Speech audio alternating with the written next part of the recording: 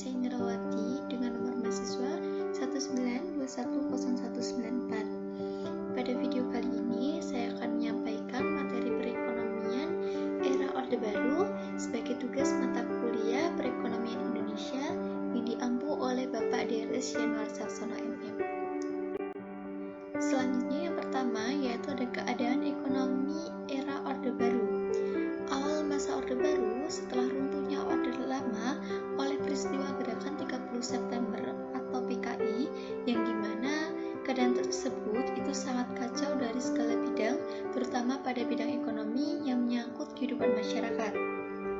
Inflasi yang 600% yang ditinggalkan masa Orde Lama menjadi pekerjaan rumah bagi pemerintah yang selanjutnya, namun pemerintah baru yang didukung oleh Angkatan Darat dan golongan karya mampu mengembalikan keadaan menjadi keadaan yang lebih baik, dibuktikan dengan menekankan angka inflasi yang semula 600% yang kini menjadi 15%. Pada puncak masa Orde Baru, keadaan yang terus membaik dengan menggunakan sistem pembangunan berjangka sehingga pembangunan menjadi terarah.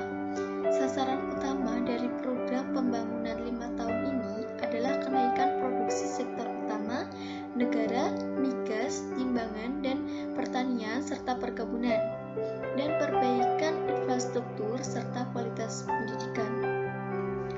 Yang sampai pada akhirnya pada pelita keempat, ekonomi negara itu sangat stabil dan berkualitas yang dibuktikan dengan swasembada pangan dan energi, bahkan membuat Indonesia mendapat penghargaan karena hal tersebut.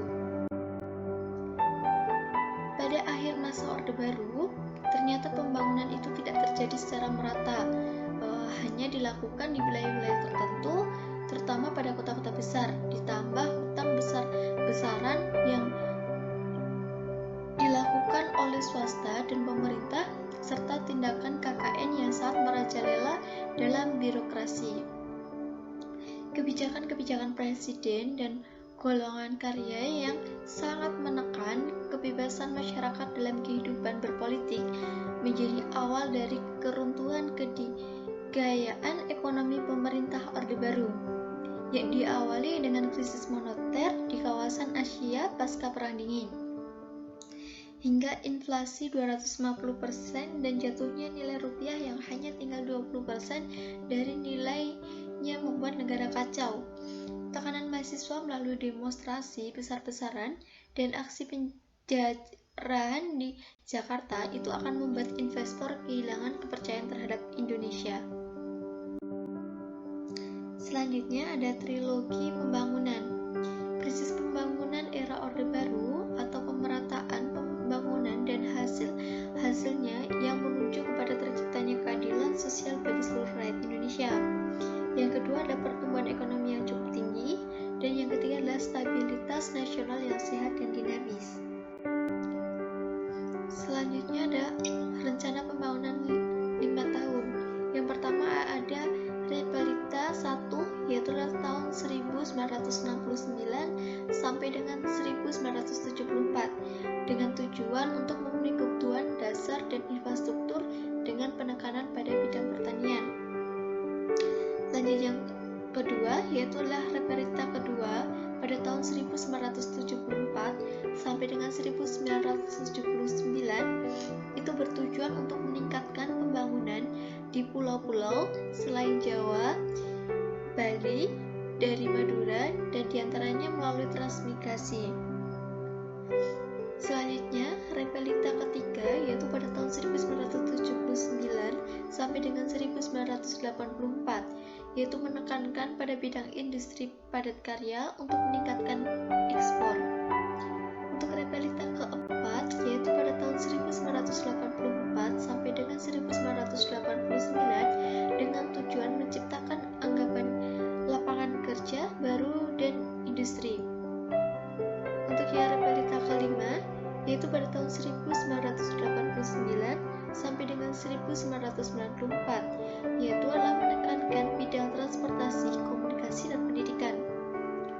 Pada kebijakan ekonomi di era Orde Baru, yang pertama adalah pembangunan 5 tahun atau PELITA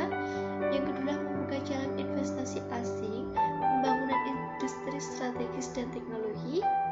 Yang ketiga adalah pembangunan jangka panjang atau biasa disingkat dengan PJP selama 25 tahun. Yang keempat adalah pengembangan teknologi pertanian, dan yang kelima adalah pengembangan teknologi pertanian, pembangunan sistem pengairan, pertanian, dan perkebunan.